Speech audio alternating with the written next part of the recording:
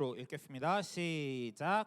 성령이 친히 우리의 영과 더불어 우리가 하나님의 자녀인 것을 증언하시나니 자녀이면 또한 상속자 곧 하나님의 상속자요 그리스도와 함께한 상속자니 우리가 그와 함께 영광을 받기 위하여 고난도 함께 받아야 할 것이니라. 생각하건대 현재의 고난은 장차 우리에게 나타날 영광과 비교할 수 없도다. 아멘. 목사님이 작년에 결혼을 했잖아요. 네, 했는데 결혼하고 연애할 때는 몰랐던 아내의 그 습관이 하나 있더라고요. 혹시 뭐인 것 같으세요? 어떤 습관이 있냐면 밤에 자기 전에 꼭 TV를 틀어두고 자요. TV에 뭔가 본인이 좋아하는 거를 항상 틀어두거든요. 근데 요즘에 근데 또 중요한 게 있어요. 그 옆에 절 인형처럼 끼고 있어야 돼요. 자랑하는 게 아니라 옆에 아내가 TV를 봐야 되는데 옆에 누군가 있는 걸 좋아하는 거예요. 어릴 때부터 강아지를 키우다 보니까 강아지랑 함께 TV를 보는데 저희 집은 강아지가 없거든요. 그러니까 강아지 대체품이 필요한 거죠. 그게 저인 거예요. 그래서 옆에서 TV를 보는데 요즘 아내가 빠진 TV 프로가 하나 있어요. 김 부장 아니고 눈치 빠른 친구들은 알 건데 이거예요. 이거 모태솔로지만 연예인 하고 싶어. 이거에 엄청 빠졌어요. 그러니까 저도 어떻게 하냐면 이거를 강제로 보게 된 거예요. 별로 생각도 없었는데 강제로 이걸 옆에서 보다 보니까 이게 저한테 너무 재밌더라고요. 저도 빠진 거예요. 이거에. 이거 보면은 이거 혹시 본 친구 있어요? 없구나. 여러분들의 이야기인데 이게 잘 보면은 이게 모태솔로들이 나와요.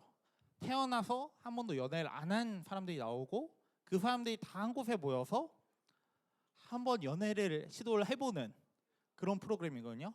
그러다 보니까 연애를 안 해본 사람들이 모이다 보니까 진짜 별의별 일들이 다 일어나요.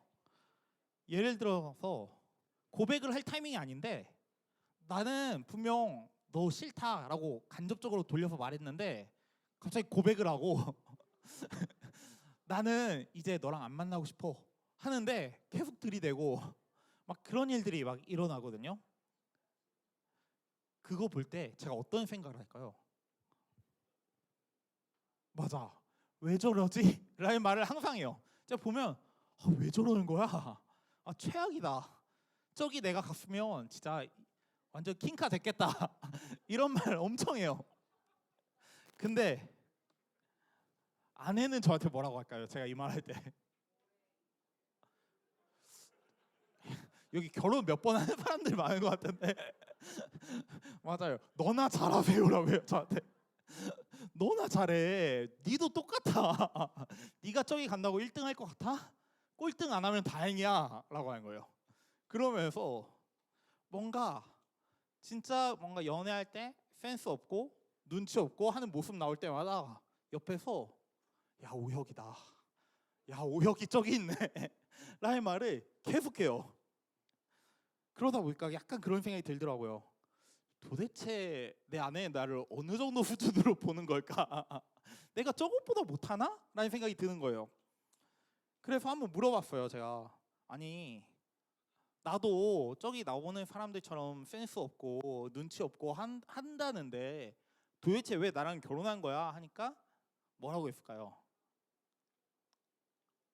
그래도 좋아서 한 거다 라고 하는 거예요. 건이가 왜 표정이 썩어가니?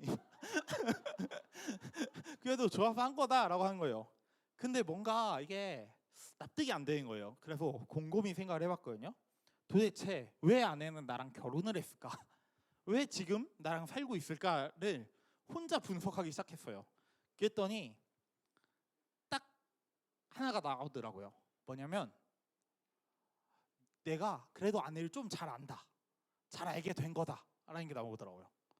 내가 그래도 처음에 아내랑 사귈 때는 몰랐는데 연애를 꽤 오래 하면서 그리고 결혼을 하면서 새롭게 알게 되는 아내의 습관이 있고 새롭게 알게 되는 아내의 성격이 있구나라는 걸 알게 된 거예요.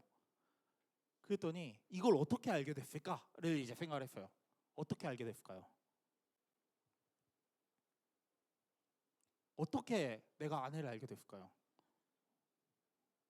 아니 연애 해본 친구 있잖아. 스토킹? 스토킹 같은 소리 하네. 그거 아니고 어떻게 알게 됐냐면 엄청 싸웠어요. 아내랑 싸우면서 알게 되더라고요. 내가 어떤 걸 했을 때 아내가 유독 기분 나빠하는 포인트들이 있더라고요. 그리고 내가 어떤 걸 해줬을 때 아내가 좋아하는 포인트들이 있더라고요. 그러면서 서로 싸우면서 이야기를 하고 서로 싸우면서 내가 이 행동을 하면은 아내가 나한테 욕을 하겠구나. 내가 이 행동을 하면은 아내가 나를 거들떠도 안 보겠구나. 이걸 알게 되면서 점점 아내가 싫어하는 행동을 안 하게 되고 아내가 좋아하는 행동은 조금 부족하지만 나름대로 노력하려는 그런 모습이 나온 것 같더라고요. 그런데 이 싸울 때 평화롭게 싸울까요? 박현숙 선생님은 절대 아니라고 하시는데 평화롭게 절대 안 싸워요. 이때 싸울 때는 그래도 거의 서로 안 볼 것처럼 막 하거든요. 그러니까 연애하는 기간 내내 그리고 결혼해서도 서로 다른 점이 있을 때마다 너무나도 격렬하게 싸우는 거예요. 그러면서 이거는 내가 무조건 옳아, 이거는 너가 무조건 틀렸어 하면서 서로가 이렇게 싸우게 되는 거예요. 이럴 때마다 드는 한 가지 생각이 있습니다. 뭐냐면 내가 왜 얘랑 결혼했을까? 아내도 항상 저한테 말해요. 내가 왜 너랑 결혼을 했을까라고요. 싸울 때마다 항상 그런 얘기를 하더라고요. 그러니까 어떤 이야기가 나오면 진짜 결혼 생활 힘들다. 진짜 사귀는 거 힘들다. 라는 말이 자동으로 나오는 것 같아요. 되게 어떻게 보면은 뭔가 결혼이라는 거, 사귀는 거 이게 되게 좋아서 사귀는 건데 서로 알아가면 알아갈수록 안 맞는 부분도 생기고 서로 알아가면 알아갈수록 나와는 다른 부분이 있다 보니까 싸우게 되고 그러면서 어려움이 생기는 것 같아요. 그런데 이런 어려움이 성경에서도 있다고 해요. 누구에게 주어진 어려움이냐면 바로 예수님을 믿는 사람들에게 주어진 어려움이라고 합니다. 오늘 말씀이 아니라 이 앞에 PPT 말씀 보면서 한번 읽겠습니다. 시작. 사랑하는 자들아, 너희를 연단하려고 오는 불시험을 이상한 일 당하는 것 같이 이상히 여기지 말고 오히려 너희가 그리스도의 고난에 참여하는 것으로 즐거워하라. 아멘.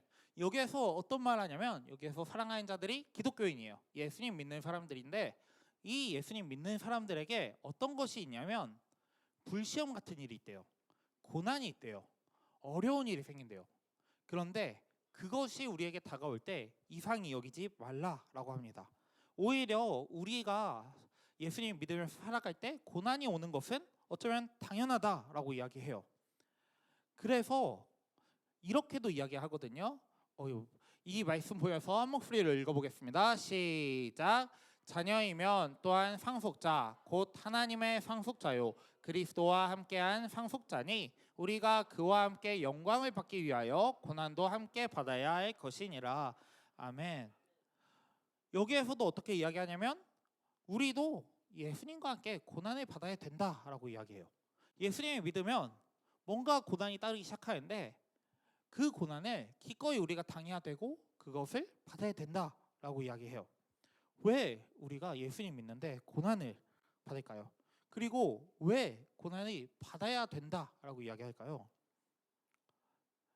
마치 모태솔로일 때 태어나서 연애를 한 번도 안 해봤을 때 상대방을 알아가면 알아갈수록 내가 이 사람이 좋지만 이 사람은 나와 다른 존재라는 걸 알아가면서 서로 싸우게 돼요.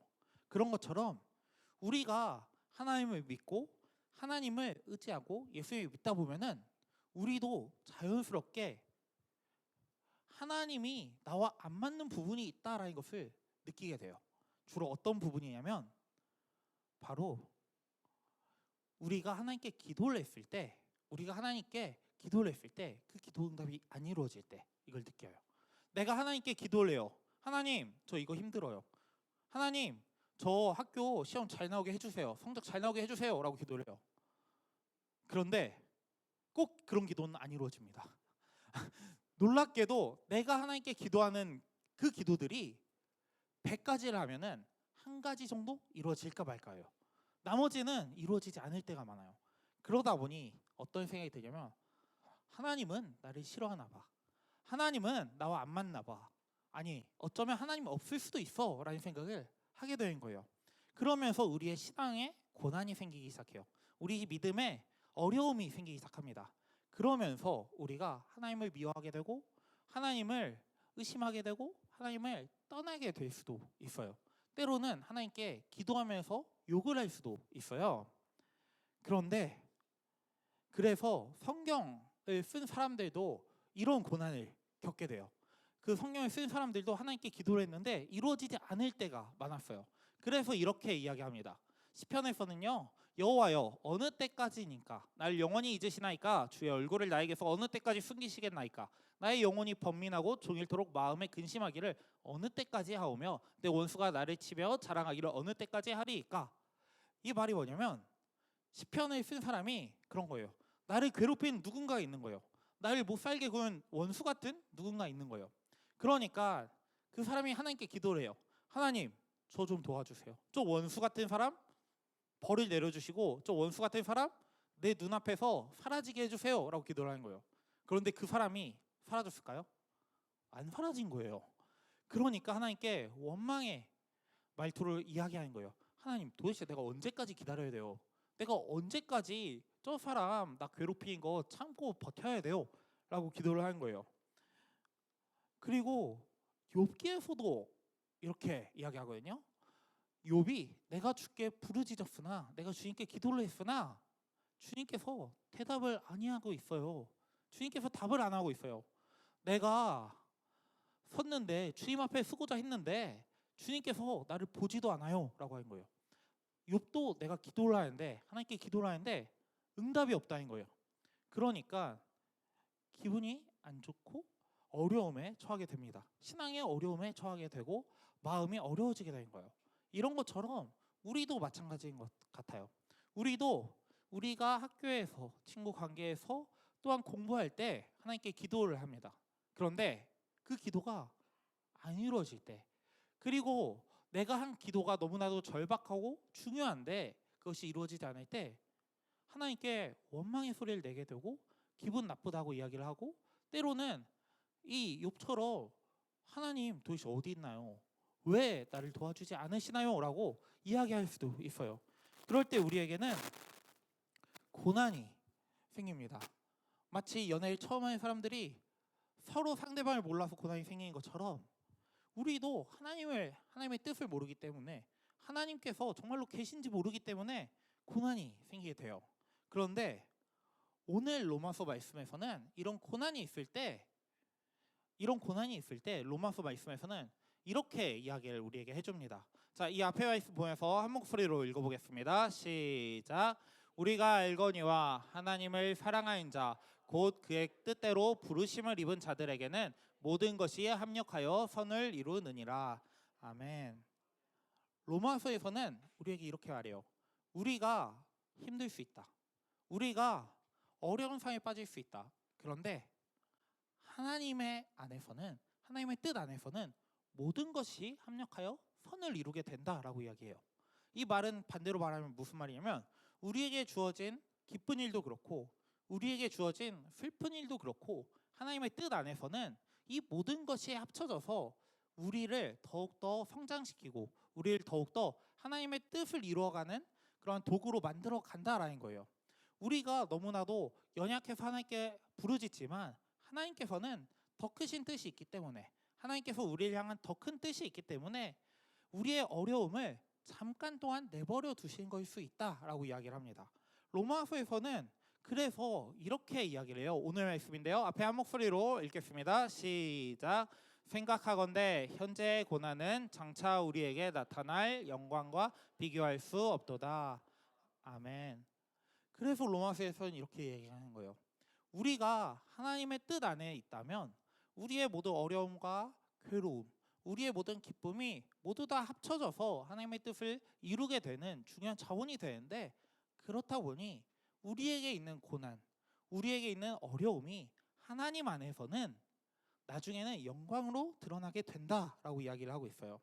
비록 지금 나의 상황이 어렵고 힘들지라도 하나님 안에서는 그것이 하나님의 영광을 드러내고 우리가 더욱더 발전하고 성장하게 되는 그런 중요한 계기가 된다라는 거예요. 우리 ING 친구들, 중학교 시절 솔직히 제가 중학교 시절 생각해도 쉽지 않아요. 솔직히 스트레스 진짜 많이 받고 주변 친구들 내 마음대로 안 돼요. 내가 좋아하는 사람 나를 안 좋아해 줄 때도 많아요. 그래서 더 힘듭니다. 근데 그 와중에 공부까지 해야 돼요. 내가 하기 싫어하는 공부를 해야 돼요. 심지어 부모님도 뭔가 모르게 나를 힘들게 해요. 그런 시기에 사실 우리가 더욱더 하나님을 의지했으면 좋겠어요.